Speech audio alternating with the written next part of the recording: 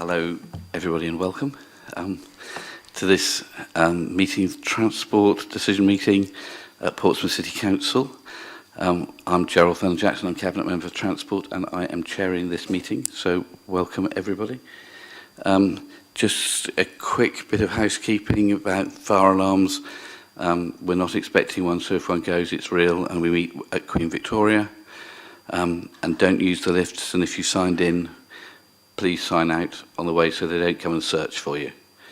And there's microphones for everybody, and this meeting is being streamed, so those people speaking will be on camera, as long as the cameras are correctly apportioned anyway. So let's quickly run through introductions. Simon? Good morning, Gerald. Councillor Simon Bosher, Conservative spokesman for Traffic and Transportation. Thanks. Graham? Councillor Graham Heaney, I'm the Labour spokesman for Transport. Great. Aneta? Aneta Skurtu, Project Manager. Excellent. So, Alison Harper, Democratic Services. Trish Bell, Portsmouth Southsea Tree Warden Coordinator and Executive of the Charles Dickens Community Orchards. lovely. Thank you. John Worley, I'm a tree warden also. John, but you have jumped over a young man sat beside you who has failed to introduce himself. Yes, sorry, I thought somebody else was talking. Hello, Mr. Dennis David, tree warden. Thank you. Portsmouth citizen. Martin? Martin Laver, Assistant Director for Infrastructure. Felicity Tibbury, Assistant Director for Transport. Kevin McKee, Parking Manager, Portsmouth City Council. Lovely. Simon Bell, Principal Public Transport Officer. Thank you. Thank you. Ian? Ian Saunders, representing Portsmouth Cycle Forum. Okay, thank you very much. We have an apology from Brian Madgwick, who is not well, who is the independent spokesperson on transport. Okay, now can I ask, is there anybody who's just here for the South Western Railways ticket office proposal and Southern Railways timetable consultations? Yes. It does seem a bit much to ask you to sit through the 14 hours that we're going to take on Lake Road. So, colleagues, if you don't mind, to release this young man to go and do other things, should we quickly do this one first? Is that all right? Excellent. Okay, thank you. The floor is yours. Thank you. I mean, this paper is just for information, and it's concerning two proposals. One is the changing of ticket office hours on South West Railway stations. I mean, that's a national consultation, and the other one is concerning Southern Railway and their Coastway West timetable, which is the Brighton to Portsmouth and Southampton routes. So the first element is just how the railways are proposing to change they're calling it the retail offer, but in reality they're proposing to change how tickets are sold. So in many cases they won't be. The number of people using ticket offices is declining, and that comes at a cost. So the proposal is to make it more flexible in terms of staff that are at the station that can be on the barriers and can assist people with the ticket vending machines and whatever else. And the council has made a submission to this to South West Railways on this about the proposal, and I mean it just lists here, there's details here of each station and how the changes are in that the hours that are currently listed in 5.1 for stations in Portsmouth, and then in 6.2 they list what the proposal would be. So if you look at in particular 6.2, you've got like Portsmouth, there will be member of staff on duty at all times in the ticket area, they say. And again at Portsmouth and Southsea, for Aston it would be between 5 o'clock in the morning and 2300 hours. And Cosham, they would reduce the hours at Cosham, and it would become an unstaffed station on Sunday, and that becomes an issue because I think as a result the toilets will be locked because they are within the ticket hall. So, and the council has made a submission to South West Railways on this proposal with our concerns and objections. So, should we do that one first and come to Southern second? Thanks very much, Steve, for this. I think it's, from my point of view, I think it's very clear that this is a very retrograde step from the train company. As I understand it, it's going to mean that if people pay with cash, they won't be able to. It'll be card only. And we know that in the city there are large numbers of people who don't have bank accounts and therefore by nature can't have cash cards. So, because we know how many people come to the civic offices and pay their rent in cash every fortnight.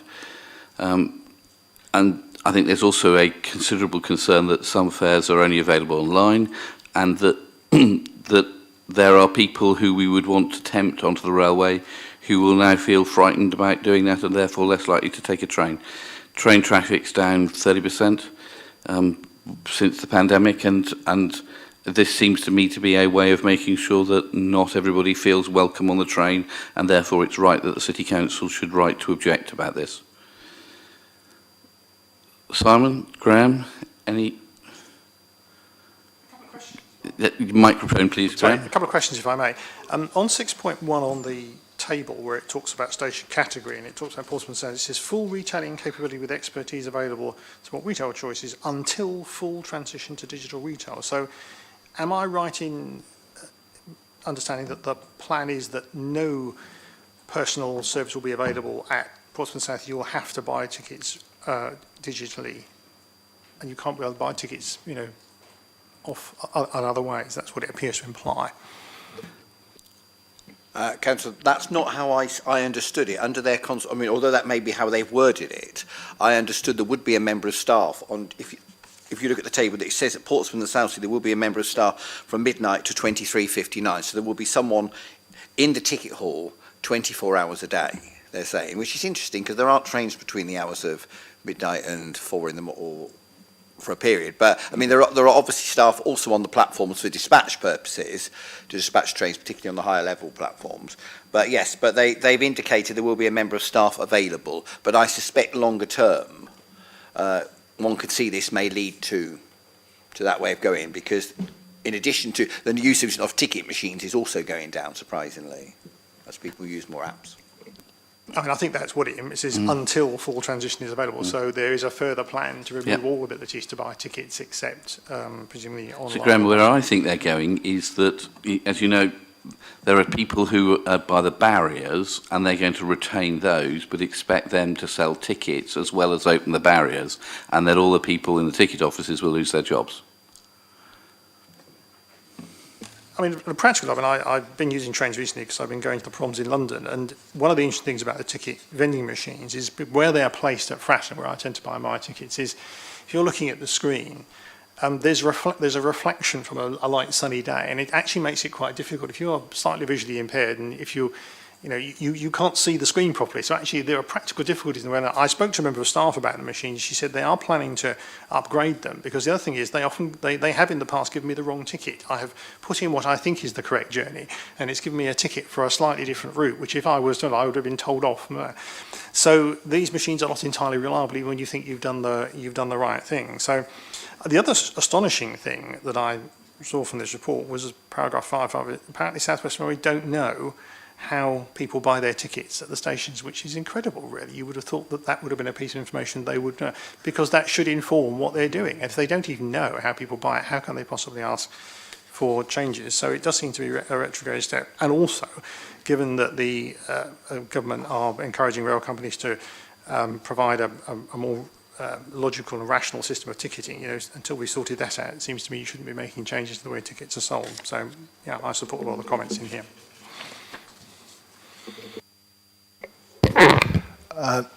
No, although I think I should declare an interest, but it's non-prejudicial, the fact that I do regularly use the train to London. And You own the train company? Well, I was going to say I wish, but the way the train companies are at this moment, it's probably not a good place to be, but it is what it is. I've not essentially got any major comments to make on this report. It's for information, Gerald, and clearly it's coming from you rather than the council as such.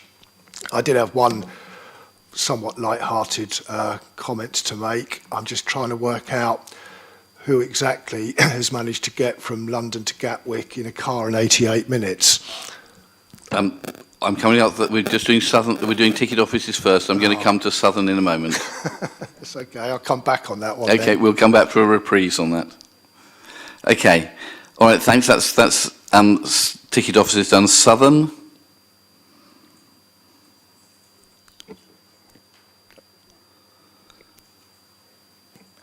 Right, yes, so yeah, with regards to Southern, this is a consultation that Southern have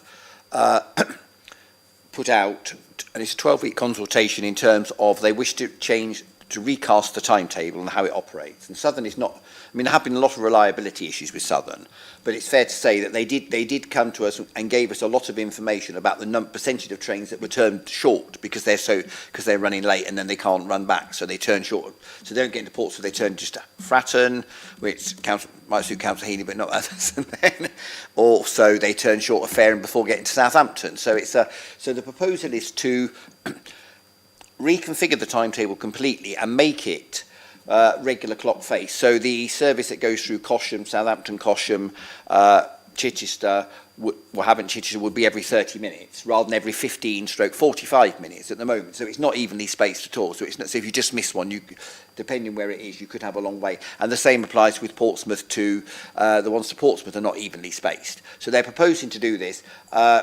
To make it, and what would also be that all the trains from Cosham would go to Brighton or Southampton, and all the trains from Portsmouth would go to Gatwick and Victoria. So that does mean that there is a change. So there are some negatives in this in terms of people will be required to change either Chichester or Barnham. It will be same platform interchange, but they will be required to change with the time penalty for that.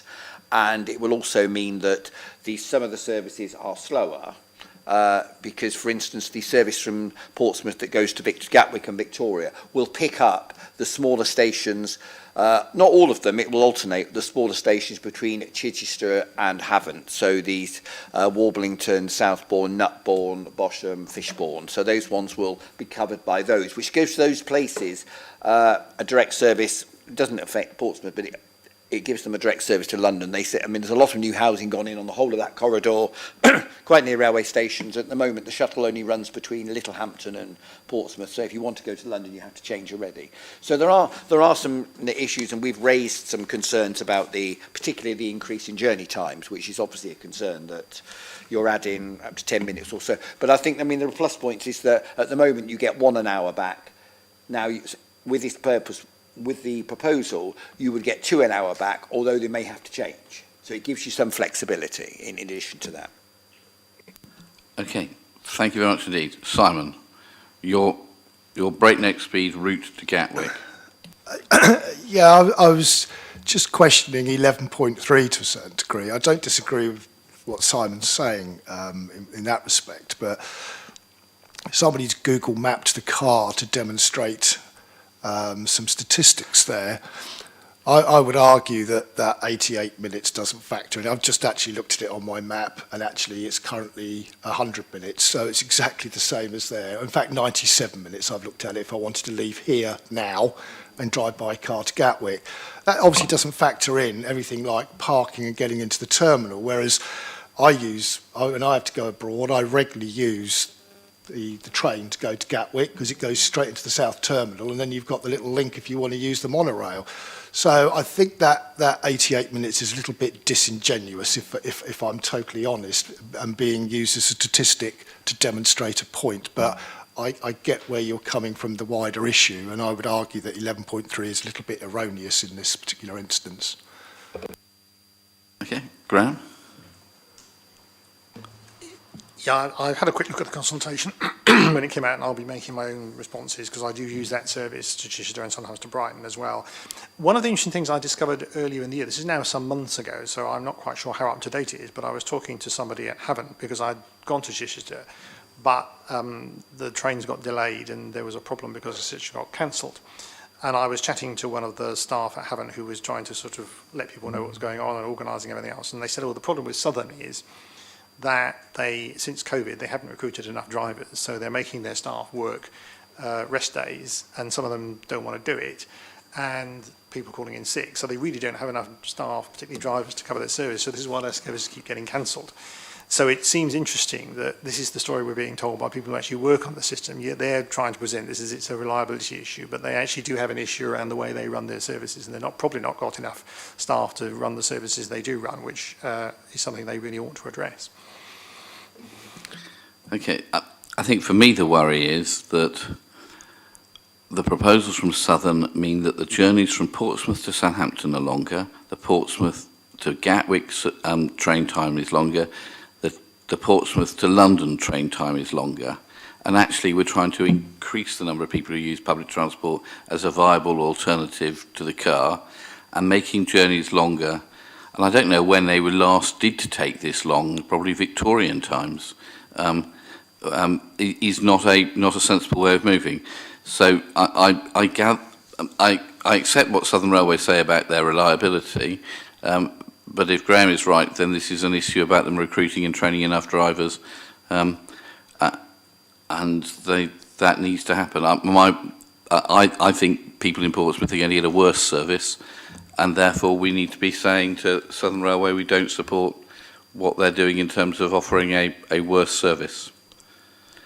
Okay, but thank you very much indeed for those. I just think it's important to get this on the record to make sure that we know what the response is to both these consultations.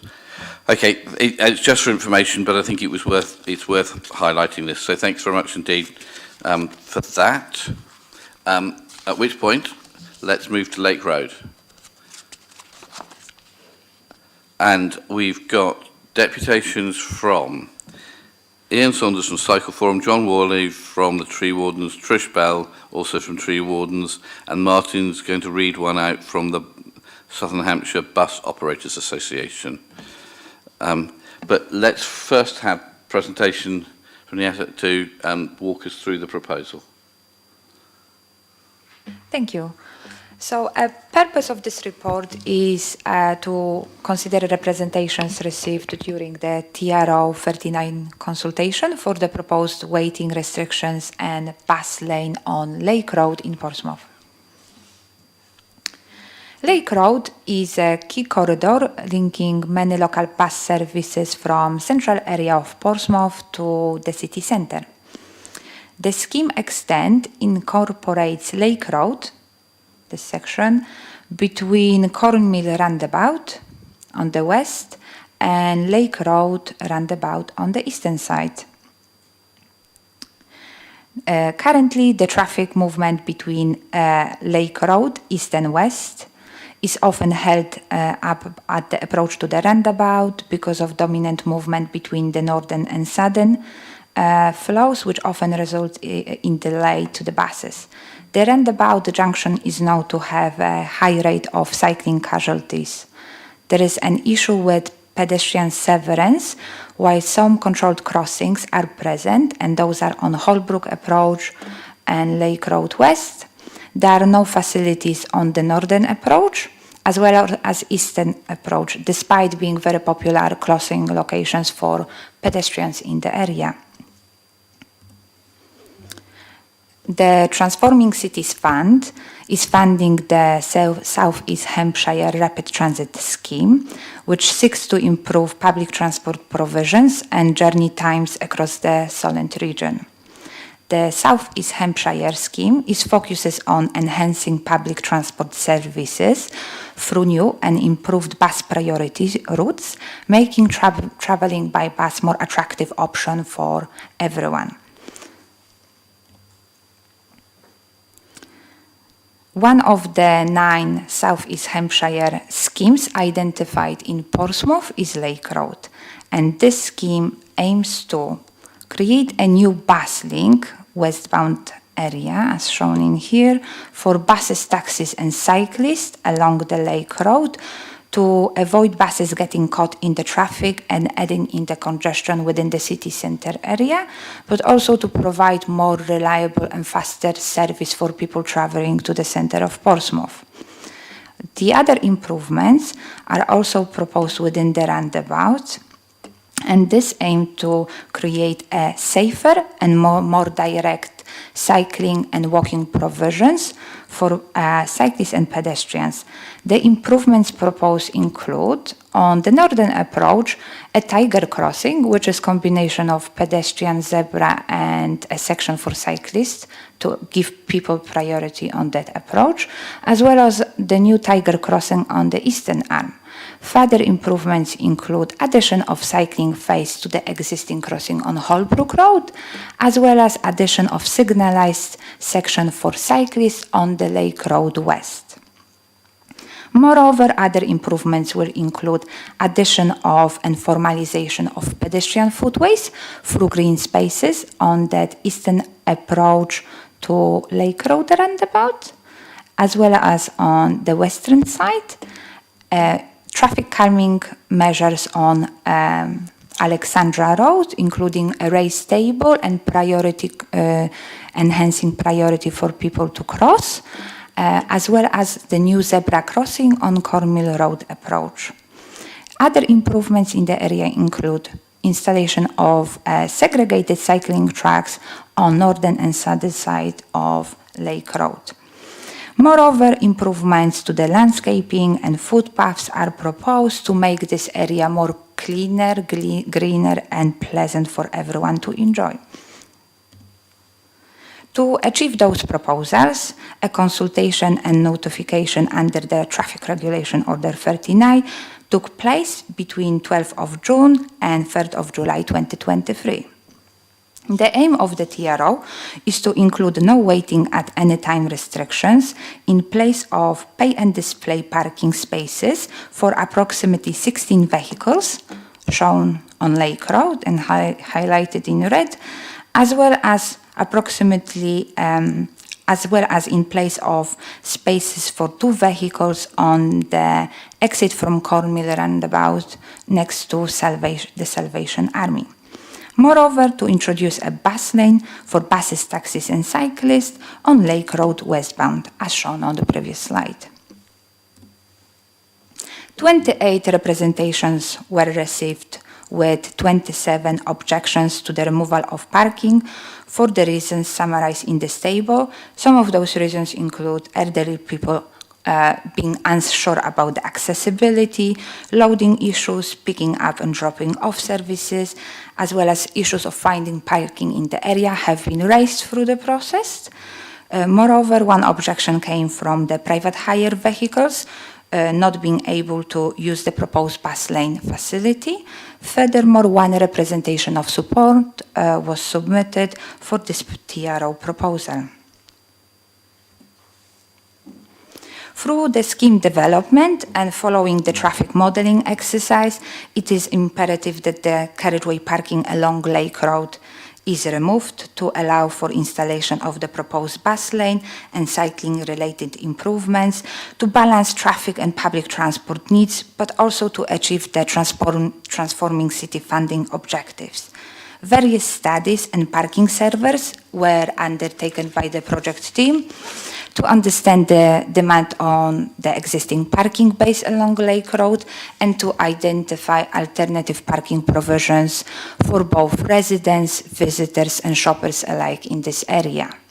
Some of those reasons are listed on this slide, and they include there are variety of parking provisions available within 5-6 minutes walking distance, as well as some of those are within 2 minutes walking distance.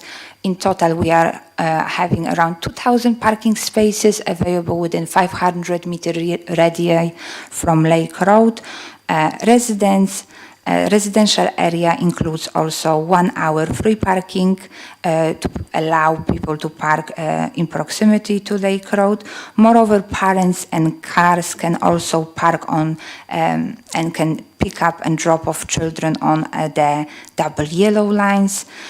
Moreover, those proposals which are put forward for Lake Road aim to create safer and more direct facilities for people to walk and cycle. Moreover, with the lighting improvements and landscaping and footpaths in the area, Lake Road will be much greener and more pleasant place to walk. The blue badge holders may also park off-free for an ultimate time in all streets, pay and display areas, and that also includes the remaining 8 parking space of Spicer of Cornmill roundabout prior to Spicer Road junctions, as shown on this section. The blue badge holders also can use the residential parking scheme in the city. Another element is that the suggested mitigation measure is that, subject to new TRO and consultation, 2 out of 8 parking spaces which are going to be retained on Lake Road and converted to blue badge holders parking going forward. Another objection raised was around private hire vehicle use of bus lanes. PCC had launched a trial in November to allow licensed PHVs to use 5 bus lanes in Portsmouth. An informal report was presented to the cabinet member for transport this year. This report summarizes some of the data collected. Moreover, the trial period has been extended to collect more data, and that data will be presented for a decision in due course. One statement of support for the proposal was submitted. However, a preference was expressed that the cycle facilities should extend beyond up to Spicer Street. This opportunity is going to be explored further with the future developments proposed within the area. The proposed improvements will also have impact on the trees identified on this plan.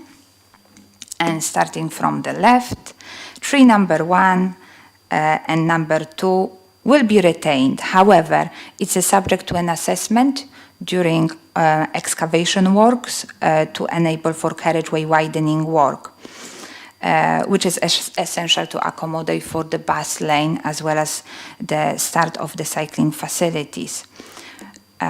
Tree number 3 within the next to the Northwest House will also be retained, however, is subject to an agreement with the residents of that property to divert the proposed footway closer to the building within the communal garden space, and the diversion route would bypass the tree to enable us to do so. Tree number 4, 5, and 6 were identified as for removal to allow for the new carriageway construction and installation of the proposed walking and cycling facilities in the area. This scheme is also incorporating significant landscaping improvements along the entire length of Lake Road. This includes tree planting scheme. On the image showed on the top, this is the area in proximity of the proposed tree number 1 and 2, which might be impacted by the works going forward. The aim is to add low ground shrubs, spring bulbs, as well as additional trees to reinstate the area and rehabilitate the ecosystem following completion of the scheme. Moreover, the scheme is addressing issues of lack of sitting or stopping spaces with people who are having issues with accessibility, and that will be accommodated for addition of benches. The slide below shows the area within the communal garden of Northwest House, where the land take is essential to enable for widening of the carriageway to maintain two-way traffic flow and also to allow for the bus lane, cycling and walking facilities installation. Within that proposal, there is an idea of creating a new recreational space for the residents with addition of new trees, shrubs, and spring summer bulbs, as well as all of the raised beds, stone raised beds will be reconstructed, incorporating new seating spaces, as shown in here, as well as the existing brambles will be replaced with high quality vegetation going forward. Another areas of landscaping are next to the tree number 4, 5, and 6 showed on the previous plan. And this is the area where a new garden space will be created for people to sit down with shrubs, summer bulbs, etc. And additional trees are going to be planted in the area. At the Holbrook Road approach, existing treaded paths are going to be formalized with the no-dig construction to retain existing trees in the area, but also to create a new path for people to be able to walk. Moreover, some new seating areas will be creating, additional trees will be planted, as well as spring bulbs. And on the other side, between Holbrook Road and Lake Road approach, a treaded path will also be formalized with no-dig construction to retain existing trees, but also to enhance the greenery within that space. Just to summarize, that this scheme aims to replant around 60 trees across Lake Road, which is part of the scheme, but additional trees will also be planted on Lake Road East within the green space before the Fratton Road Junction approach. In conclusion, it is recommended that the Cabinet Member for Transport approves the Lake Road scheme and the implementation of the TRO 39 to introduce waiting restrictions and bus lane on Lake Road. This proposal is addressing the challenges of poor provisions for pedestrians and cyclists crossing the Lake Road. It enhances traffic management priorities, provides safer routes for everyone, reduces bus journey times, and alleviates congestion during peak hours along this vital corridor. Moreover, this proposal supports future developments in the city center area. Thank you.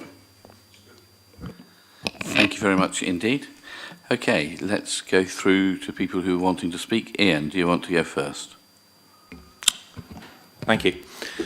Portsmouth Cycle Forum welcomes and supports this project being brought forward some 6 years after we had our first site meeting with PCC officers at the Holbrook Road roundabout to analyse the issues and discuss improvements to the connectivity and safety for everyone who chooses to cycle in our city.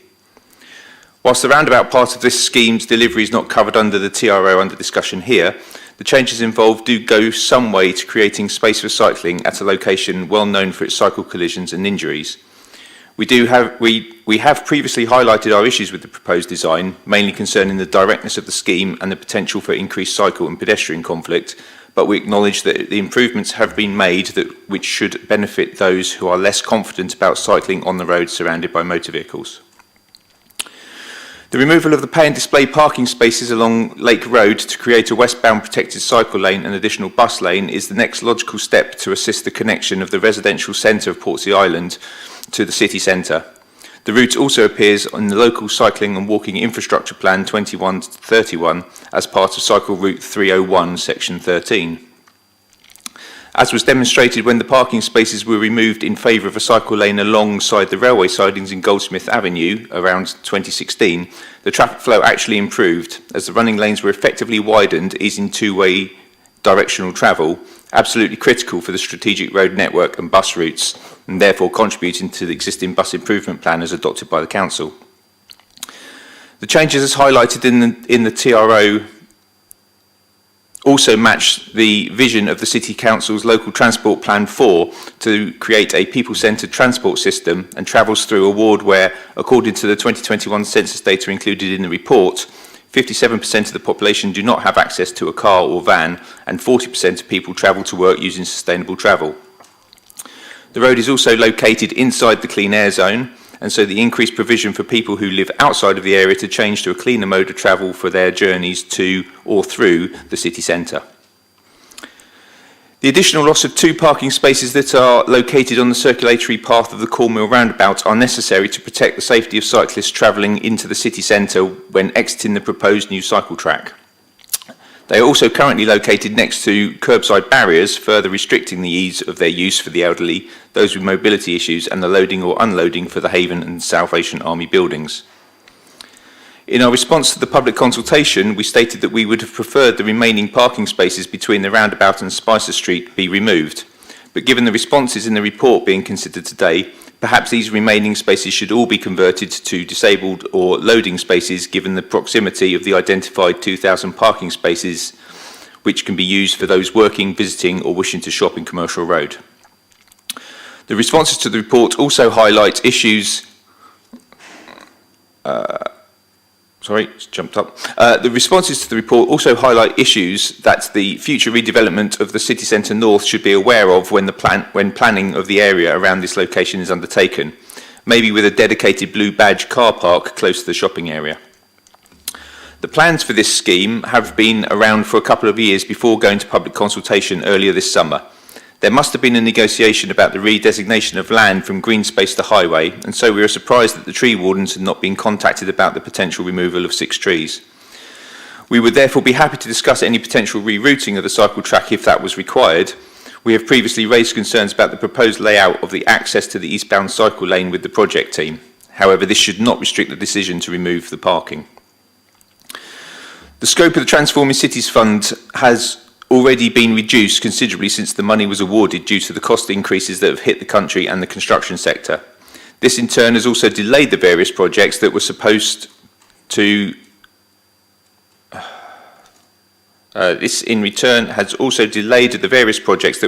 have already been started as part of the funding award.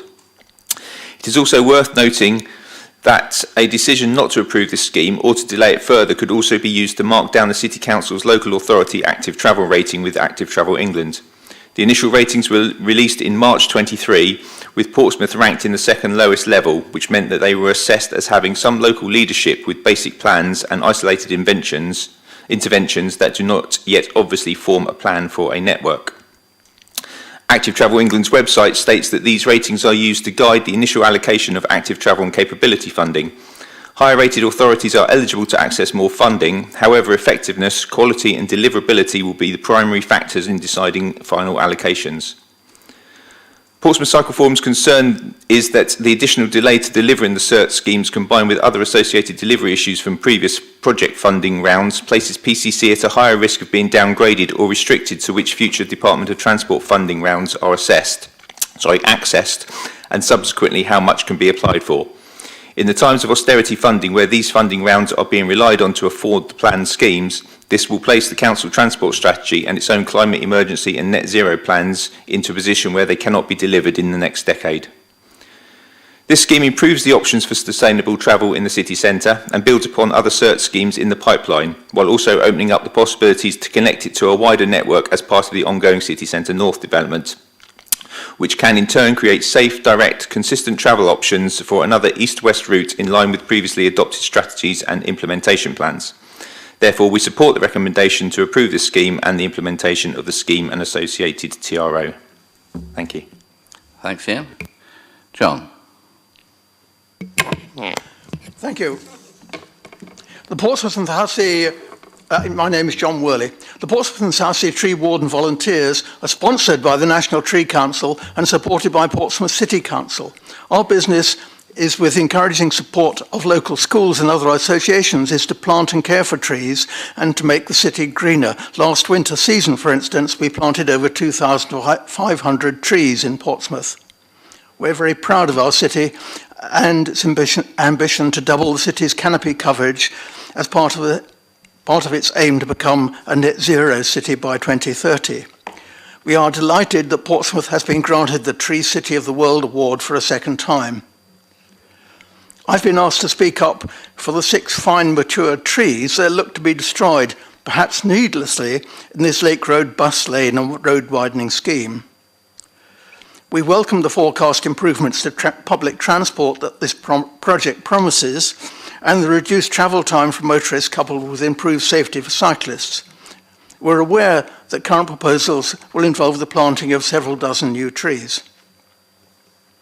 We do not, the tree wardens, claim that every tree is sacred or that trees are more important than people, but we do believe that every mature and healthy tree is worth saving, if it can be, without jeopardizing the project.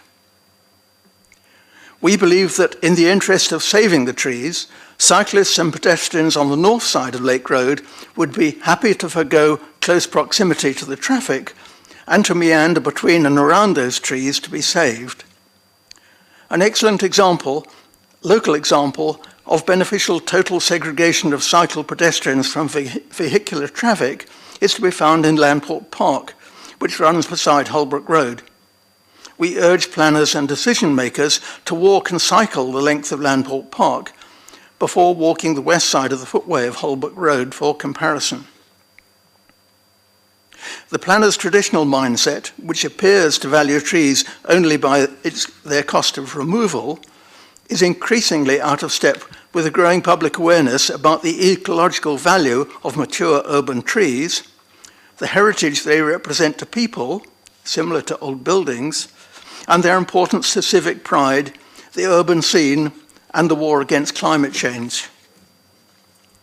We do not need to remind the Cabinet that the public's new appreciation of trees, conflicting as it may with the old planning thinking, can bring political cost and tragic consequences, as demonstrated recently in places like Sheffield and Plymouth.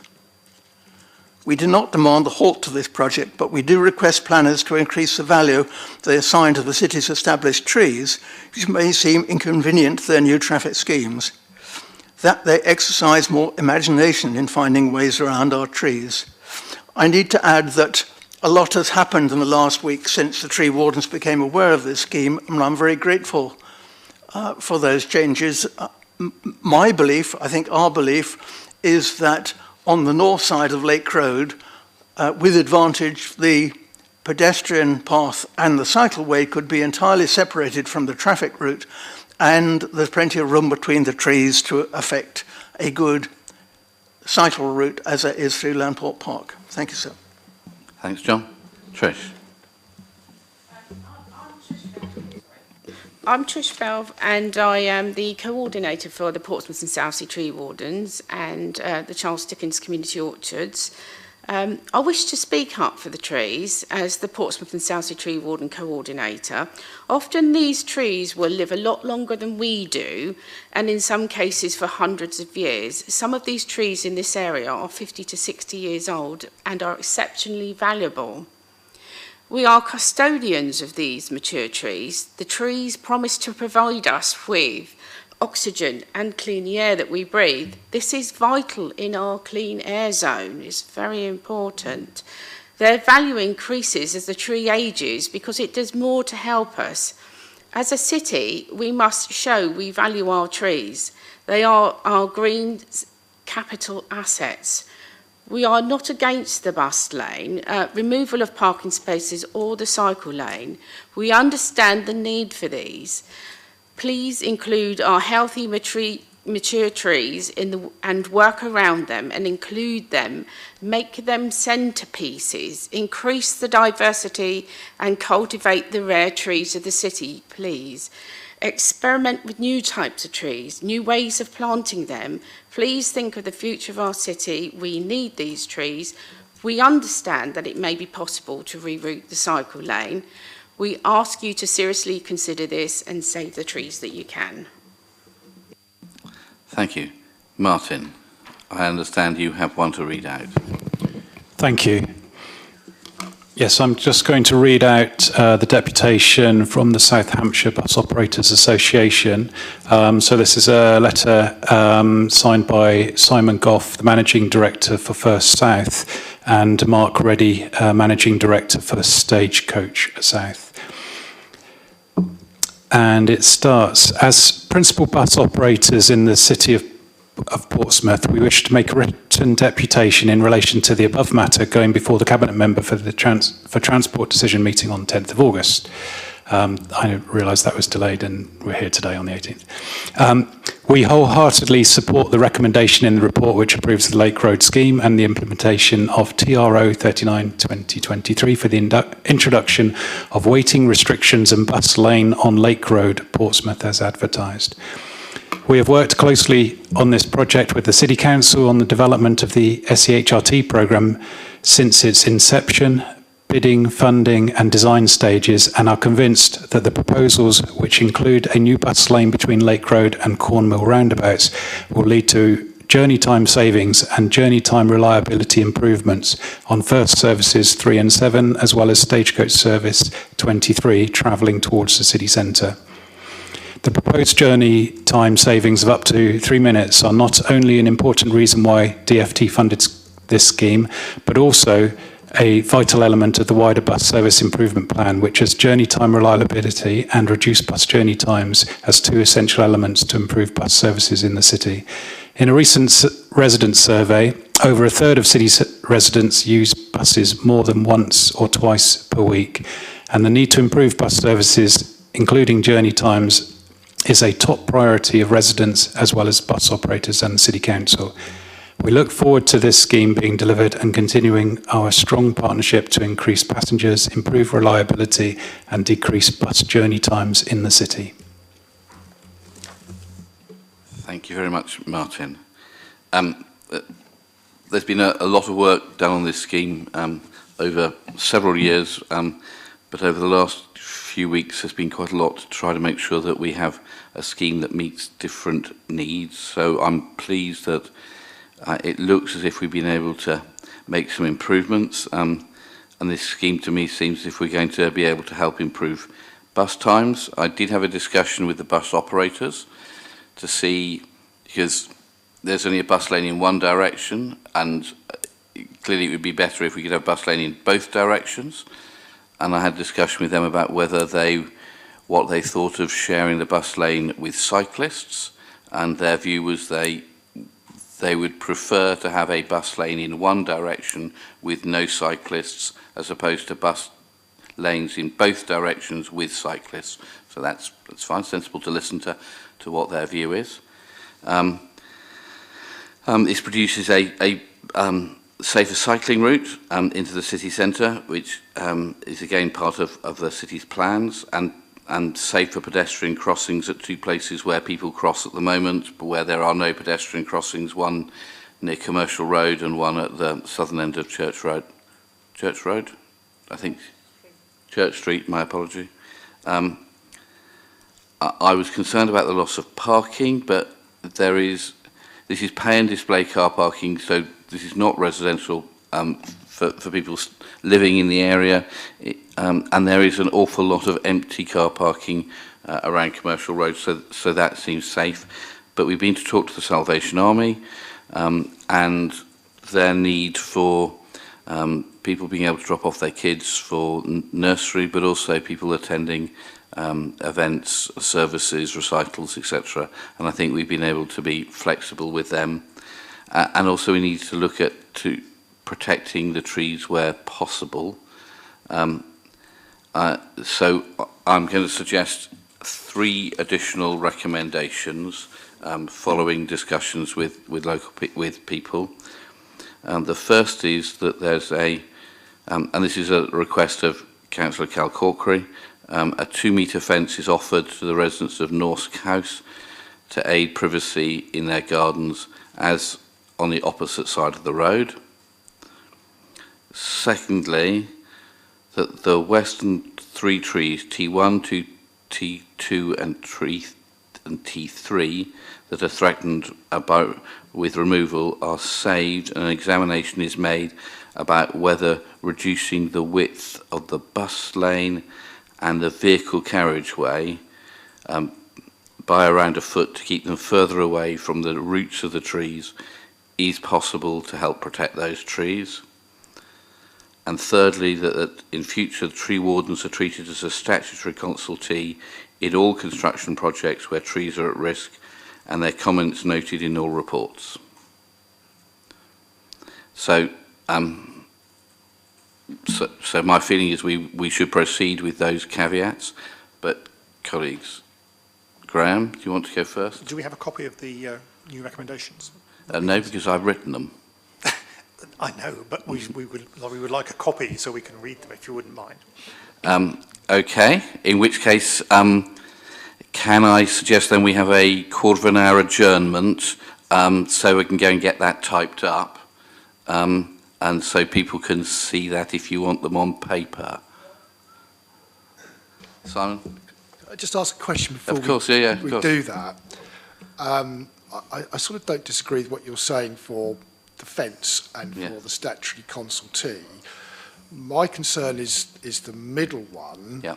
in so much that bus lanes are probably a legal width, and Martin's nodding at me, and to look to say, oh, let's investigate to see whether we can reduce that, is going to move into the legalities of whether we are going to have a legal bus lane or not if we reduce the width of it. And I would suggest by doing that, you are going to delay the project because you're going to be asked to do some investigation work and come back, because you're in essence changing the nature of a TRO. No, we're not changing the TRO. So I've checked that bit, so it doesn't change the TRO, Simon. Martin. Thank you, Gerald. Can I just add that we've heard this morning from both the Cycle Forum and from the tree wardens, both of which have mentioned around about the flexibility around the cycle lane piece as well. And I think that is an area where we can have movement. I would not want to say we're going to reduce. We've got a minimum bus lane there already of 3 metres. I don't want to say we're going to take off X millimetres, but there's other flexibility, so maybe we could have that conversation. And that's why I've particularly put in the words, I haven't said this is what we will actually do, I've asked for an examination of it to give us some flexibility. The difference, as I understand it, is that the foundations to a cycle lane and to a footpath are much less deep than to a carriageway or a bus lane, because they have to carry less weight. And therefore, it's important if we can, and when we looked at the trees yesterday and looked at the where the carriageway is going to go, if we can keep it a little bit further away from the trees, then more roots are protected and the trees have a better chance. Martin, do come back. Thank you. Yeah, and giving more chance to the trees by moving effectively what is the carriageway, i.e. the curb line, away from the tree, which creates that further protection zone, is something which certainly we can do, and I think we can do that without affecting the TRO or the decision today. All I'm saying is we can't say we're going to reduce the bus lane because we're at a minimum, or even the actual lane, the car lanes. So that's why I've put in that I'm asked for an examination of it, not a firm "this thou shalt do it." Okay, so if we're going to go and get this typed up, of course, yeah. I think it's the principle I'm really concerned about here, is that new recommendations are moved verbally. We have no chance to see that. Yeah. It seemed to me it would be quite possible for something to have been drafted, even by hand, to be circulated so we could see what it is. I think it's wrong in principle that new recommendations are moved verbally and we have no chance to really quite understand the implications. So I hope in future, and I don't want to delay our meeting any longer because I think I understand what's being proposed, but I think as a principle, if new recommendations are moved, can we please ensure in future that they are provided in writing to the members, even at the beginning of the meeting, so we can have a look at them? Yeah, fine. Sorry, my experience in this council is at Cabinet where that wouldn't happen, but if you do things differently here, I'm very happy to follow your tradition on this committee. I think it's a principle that's reasonable to follow if you're going to do that. So, yeah. But I'm very happy if this is the tradition here. Then I'm very happy to do that in the future. But do you want to have an adjournment now to get it typed up so you can look at it? Not necessarily. I have heard what you said, but I think there is a principle. Yeah, no, that's fine. If that's I've made my point. So yeah, absolutely. I won't ask for a 15-minute adjournment. So. All right.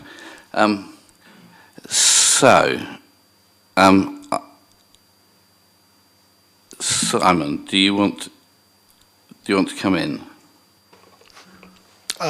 Yeah, sort of a comment and a question at the same time. I mean, I think Martin and the team have got the thrust of where you're coming with that middle amendment, additional recommendation. I don't know whether it really needs to be put in there, but it's entirely up to you as the Cabinet member, because I think they've got the message to go away and have a look to see what they can actually do.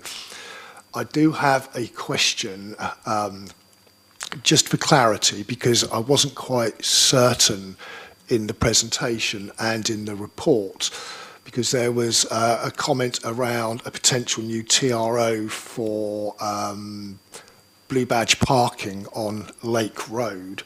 The presentation suggested that it was something that could be considered, and 4.4 says that our request has been submitted. Is that actually the case, that that TRO is in place, or it's going to be coming back to the Cabinet as a separate thing to do that? Just for clarification, that TRO is going to be progressed from this point, and it will go to Cabinet for a decision when it's ready for presentation. So we do have to follow the process of formal consultation and the decision making. It's fine. I mean, I appreciate we can't add it in because it's a separate process, but I would like to think that that TRO could be up and running in parallel with this scheme, so that it all goes in at the same time, rather than we suddenly decide to bolt them in after we've done all this particular work. So, but you've clarified that in that respect. Other than that, my general comment is the fact that this has obviously been kicking around for a very long time. I raised when we had a briefing about it, about the desire lines for the crossing, and you assured me that that was going to be the case. But my view is that, I don't think I've ever said this before, I'm on the same page as the Cycle Forum on this particular instance, and the fact that I think we need to get on and do it. Okay, Graham? Yeah, I think I'm happy with the general principle of the scheme and the proposal, but I'm a bit concerned about how we got where we are with the situation where we had a meeting that was had it scheduled. The meeting, the item was then withdrawn, and then we've had to have another meeting. Now, I wasn't able to attend the briefing meeting because of a prior commitment to a university, and the date actually was changed, so it clashed with something that I'd already agreed to do. And it seems to me that one of the things I would normally ask with schemes like this is have the ward councillors been consulted, and it's not clear how much or how far they were. I understand that Housing may well have talked about some of the proposals because it affected housing land, but we do need to get a bit more joined up in the way we do consultations, given our importance of the tree. I dug out the tree charter, which was on the council's website, and it makes it quite clear, that we should be consulting about these things. And I'm surprised it wasn't picked up a bit earlier, particularly when we were at the briefing meeting, which I wasn't able to attend. But I hope that this has been useful in terms of learning, that we need to make sure that all parties that are involved get a chance to have their say on this, and particularly the ward councillors, who will have a real knowledge of the local area and may pick up on issues which we haven't otherwise done so. So I'm sorry we ended up having to have it delayed, but broadly support the scheme and hope it will be able to go ahead. My understanding is the ward councillors have been consulted, and Councillor Cal Corkery was able to attend the site meeting yesterday and walk the site, so that's been helpful. So we've delayed the decision by 8 days, but within that, but the outcome of that is that we have been able to save half the mature trees that were going to be cut down, have been saved by this, including what Simon Pearce has described as by far the best example, and a really good example of a lime tree in the city. So I think there is a balance to be drawn between sticking to a timetable or delaying by a week to save half the mature trees that were threatened. And I think that's been a positive and useful intervention.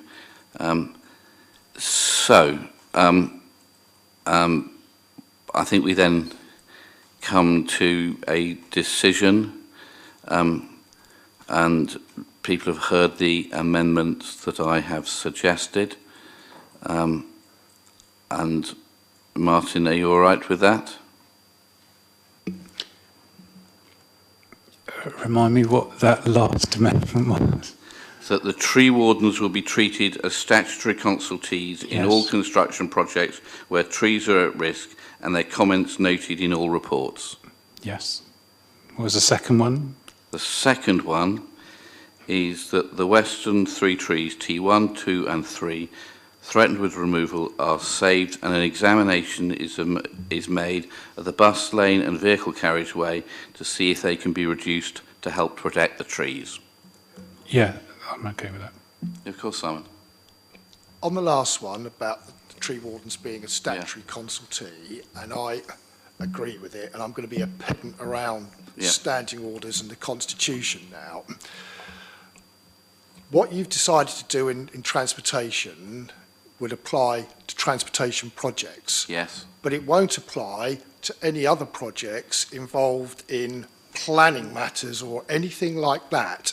So you've given them a small pigeonhole, and I would suggest that this forum is not the place to do that, but full cabinet is, so that you can do it and they become an all-encompassing statutory consultee on anything to do with city council matters.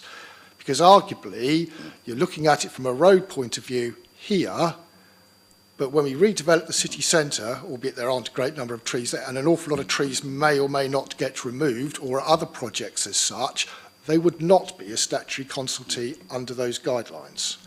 This is the wrong forum to do this, I would suggest, but I don't disagree with what you're trying to do. So what I'm trying to do is to take the first step, and that I hope that the Cabinet will follow. I will talk to my colleagues on the Cabinet and hope that they follow, but I don't have the power to make that happen anymore.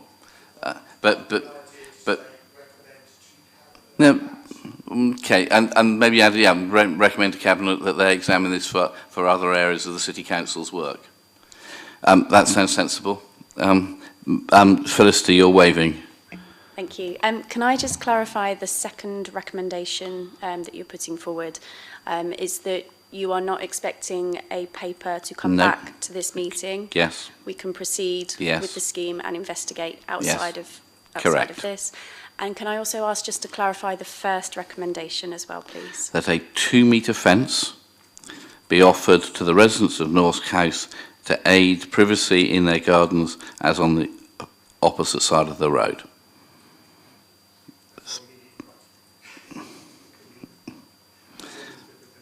Yeah, so that was only raised as an issue yesterday. So it's trying to make sure that we listen to the views of local councillors and attempt to reflect that. Okay, with those additional recommendations, I'm happy to say yes. At which point, thank you very much indeed, everybody, for coming, and thank you for everybody involved in the project. And work will start sometime in the fall, I understand. Okay, great. Thank you.